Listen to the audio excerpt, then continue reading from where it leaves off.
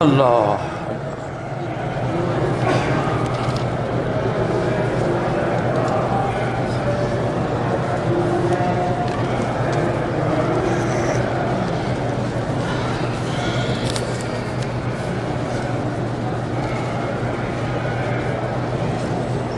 کہتے جی کہ یہ جو حدیث میں آتا ہے کہ اللہ تبارک و تعالی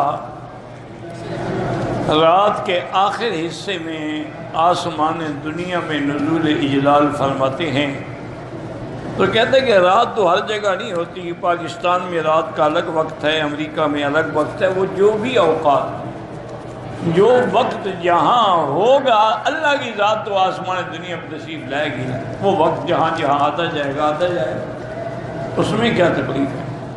پہلے تو اللہ کا آسمان سے آنے پر ہمارا ایمان ہے، لیکن کیسے آتے ہیں ہم یہ نہیں سمجھ سکتے۔ اور نہ مخلوق کو چاہیے کہ وہ خالق کی ذات میں بحث کرے، خالق کی مصنوعات میں بحث کرو، خالق کی بنائی ہوئی چیزوں پہ غور کرو، لیکن خالق کی ذات میں نہ الجھو، ورنہ ایمان سے آدمی نکل جاتا ہے۔ جو حدیث میں ہے، قرآن میں ہے، اللہ عرش پہ ہیں، آسمان دنیا میں تشریف لاتے ہیں، اور پھر فرماتے ہیں کہ کوئی ہے مجھ سے مانگنے والا، کوئی حاجت مند، کوئی پریشان، میں اس کی پریشانیاں دور کر، تو ہمارا ایمان ہے۔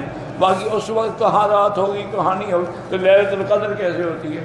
آخر لیلۃ القدر بھی تو ہر جگہ ہوتی ہے، لیکن ضروری تو نہیں ہے کہ ہر جگہ 25 میں ہو تو ہر جگہ 25 ہو، کہیں 27 ہوگی، کہیں 24 ہوگی۔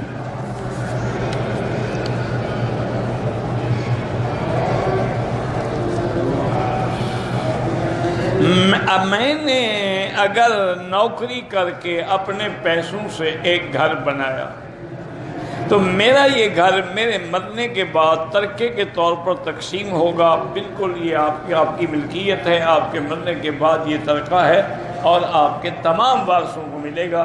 یہ نہیں ہو سکتا کہ آپ کسی ایک اولاد کو دیں، یہ ناجائز ہے۔ اگر دینا ہے تو پھر جتنی اولاد ہے سب کو برابر دیں، کسی سے نا انصافی نہ ہو۔ ایک صحابی آیا حضور کی خدمت میں، تو ان نے کہا کہ یا رسول اللہ صلی اللہ علیہ وسلم، میرا یہ بیٹا جو ہے نا بڑا فرما بردار ہے، اس نے میری بڑی خدمت کی ہے، اس کو میں یہ باغ ہدیہ دینا چاہتا ہوں اور میں آپ کو گواہ بنانا چاہتا ہوں۔ اور میں ایسا ہدیہ تم نے باقی بیٹوں کو بھی دیا ہے؟ اور نے کہا کہ نہیں، صرف اس کو دینا چاہتا ہوں، اور میں لا اشہد علی جور، میں ظلم پر کبھی گواہ نہیں بن سکتا۔ یہ کیا ہے کہ تم ایک کو دو اور باقی کو نہ دو؟ دینا ہے تو سب کو دیں۔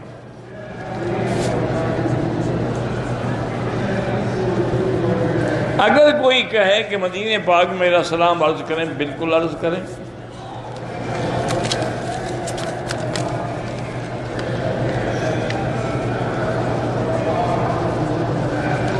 میں نے کہ اپنے کاروبار میں ایک حصہ اللہ کے نام پہ لگاتا ہوں، ٹھیک ہے، غریب کی مدد کر دی، بہن بھائی کی کر، وہ بھی ٹھیک ہے، کوئی اللہ کے نام پہ دے رہا ہے نا۔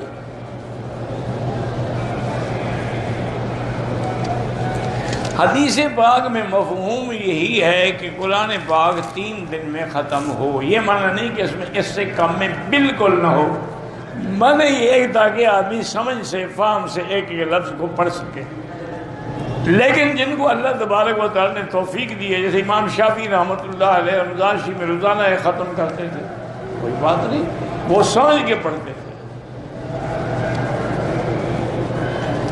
بینک کی نوکری کرنا مناسب نہیں ہے، لیکن جو تنخواہ ہے وہ حلال ہے، کوشش کرو جب دوسری جگہ مل جائے تو اس کو چھوڑ دو۔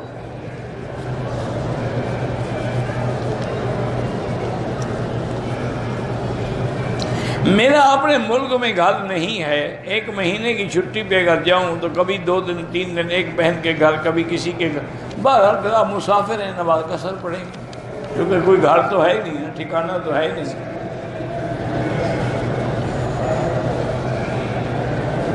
اگر کوئی عورت بیماری کی وجہ سے اپنے شوہر کے حقوق ادا کرے، ادا یعنی نہ کرے، پھر تو گناہ نہیں ہوگا اگر واقعی وہ بیمار ہے، ادا کرنے کے قابل نہیں ہے۔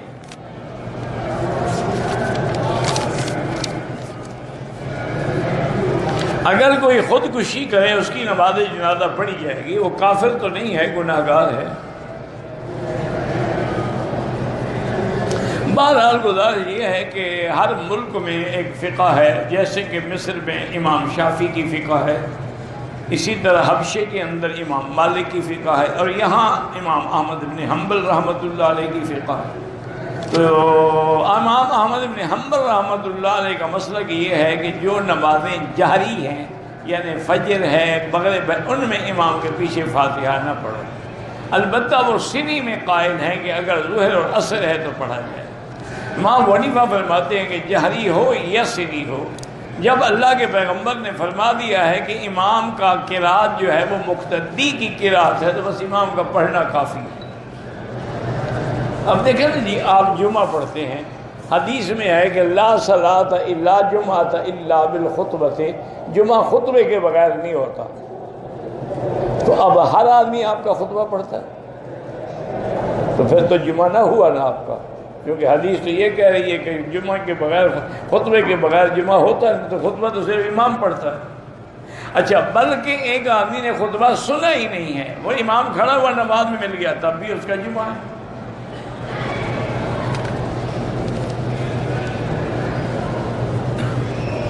کہتے ہیں کہ شوہر اپنی بیوی کو پیار سے ہاتھ لگانا ہے، تو بیوی کو ہاتھ نہیں لگائے گا تو لوگوں کی بیویوں کو ہاتھ لگائے گا، یہ اچھی بات ہے، اس میں کیا بےہودگی ہے؟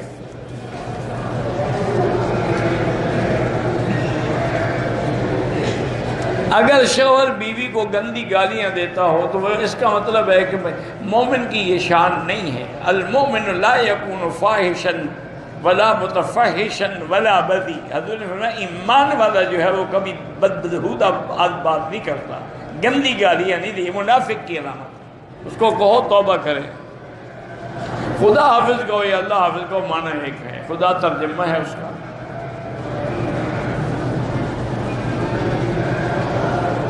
گھر میں نامحرم ہو، تم نامحرم کے سامنے بیوی نہ جائے، بس اپنے کمرے میں رہے، اپنے کمرے میں اپنے شوہر کے لیے تیار ہو۔ عصر کے بعد کوئی قضا نماز نہ پڑھیں، مغرب کے بعد پڑھیں۔ عمرہ کرنے والے کو حاجی کہنا جھوٹ ہے، اس نے حج کیا ہی نہیں، تو حاجی کیا مطلب؟ عورت شوہر سے ناراض ہو کر حرم میں عبادت کے لیے آ سکتی ہے؟ نہیں آ سکتی ہے اس کی اجازت کے بغیر۔ اس کی عبادت ہی شوہر کی خدمت ہے۔ یعنی میاں بیوی اگر ایک دوسرے سے پیار کریں اور ایک دوسرے سے الفت کی باتیں کریں تو وہ نفل پڑھنے سے زیادہ ثواب ہوتا ہے۔ تو تم وہی اپنا ثواب بھی حاصل کرتی رہو اور شوہر سے مزہ بھی لیتی رہو۔ میں صفا مروہ دوڑنے کے بعد کمرے میں گیا، سر کو حلق کرنے کے لیے صابن لگایا۔ بہرحال اگر فوراً حلق کر دیا پھر تو 5-10 ریال خیرات کر دو۔ اگر خوشبو والا صابن تھا، خوشبو نہیں تھی تو کوئی بات ہی نہیں۔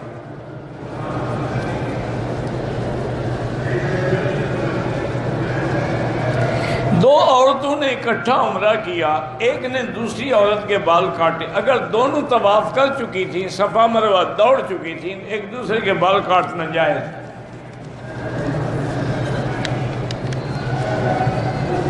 میرے محلے میں 2 مسجدیں ہیں، دونوں میں صلاۃ و سلام پڑھنے والے انگوٹھا چومنے والے ہیں۔ بہرحال اہل بدعت کے پیچھے نماز نہیں ہوتی، اس لیے کوشش کریں چاہے مسجد دوسری دور ہو وہاں جائیں، یا پھر اپنی جماعت گھر میں کریں۔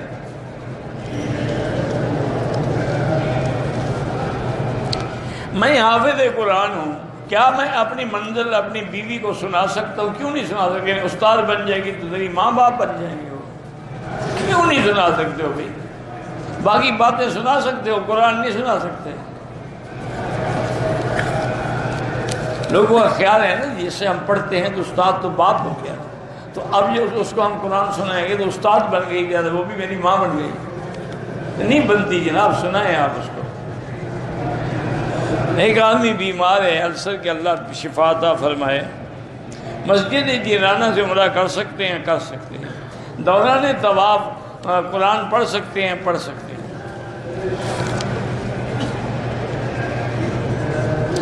میں ہندوستان سے آیا ہوں، میری 2 بچی زیر علاج ہے، اللہ پاک شفا عطا فرمائے۔ طواف کی 2 رکعات واجب ہیں، وہ حتیم میں پڑھ سکتے ہیں۔ لڑکا اور لڑکی گھر سے بھاگ کے کورٹ میں شادی کریں، وہ نکاح نہیں ہوتا جب تک ولی الامر راضی نہ ہو۔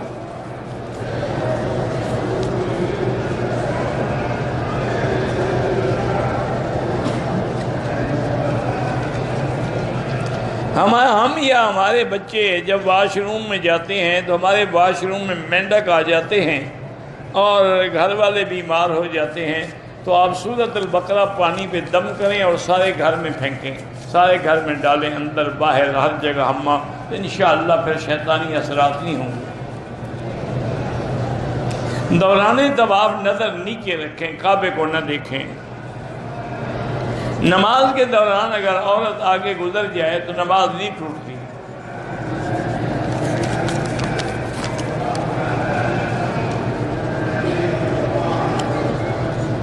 اگر کوئی کہے کہ میں مدینہ جا رہا ہوں، کہتے سلام، تو سلام کہہ سکتے ہیں، ٹھیک ہے۔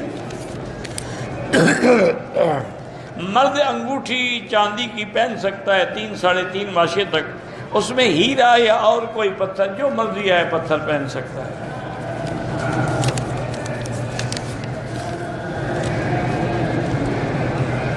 ہم نماز وتر واجب 3 رکعتیں ایک ساتھ پڑھتے ہیں، بالکل ایک ساتھ بھی جائز ہے، 2 پر سلام پھیر کے 1 رکعت پڑھنا بھی جائز ہے، پڑھتے وہ بھی 3 رکعت ہیں، وہ صرف 2 پہ سلام پھیر کے کھڑے ہو جاتے ہیں، ہم تینوں ملا کے پڑھتے ہیں مغرب کی طرح۔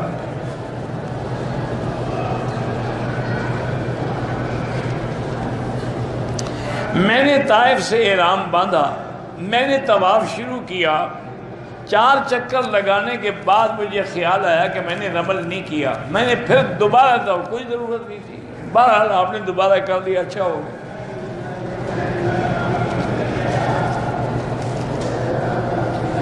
کہتے جی پاکستان میں اسلامی بینکوں میں تکافل کے نام سے کوئی پروگرام، وہ میں نہیں جانتا، جب تک پالیسی صادر نہ ہو آدمی بات نہیں کر سکتا۔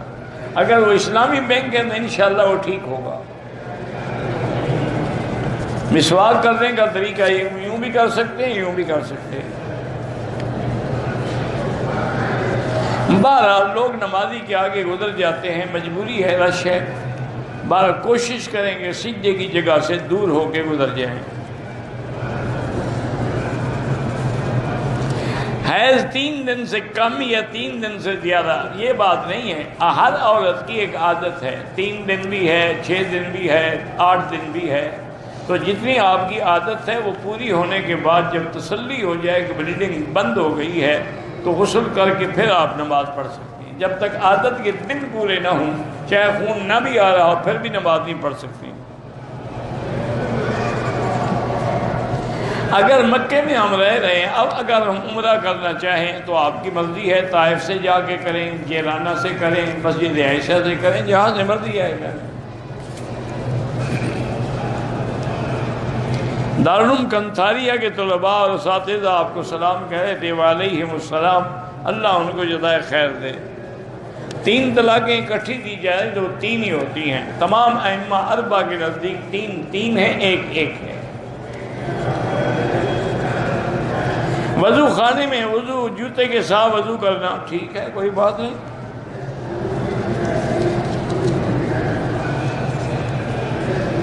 میرا پوتا ہے، 1.5 سال کا ہے، اللہ پاک سب کو شفا عطا فرمائے۔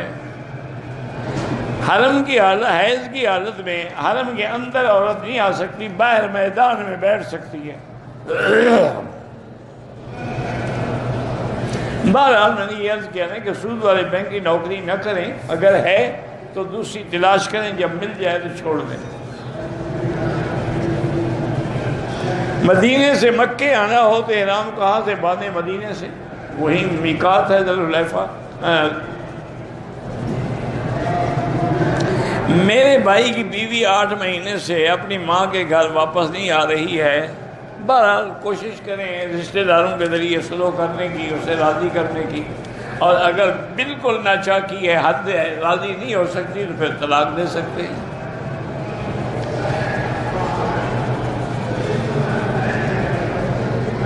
او یار یہ تو ایک لطیفہ تھا کافر مارنے والا، وہ کوئی مسئلہ تو نہیں تھا۔ عورت آگے پیچھے نماز پڑھ سکتی ہیں، کیا معنی آگے پیچھے؟ مجھے نہیں پتا، مرد کے آگے نہ پڑھیں۔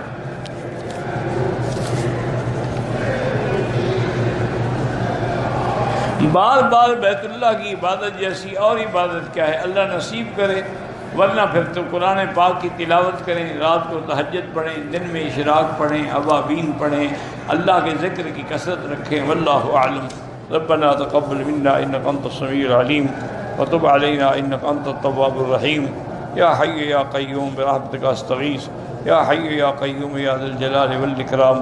اللہم فرج ہم المہمومین، نفس کرب المکروبین، واقض الدین عن المدینین، واشفنا واشف مرضانا ومرضى المسلمین۔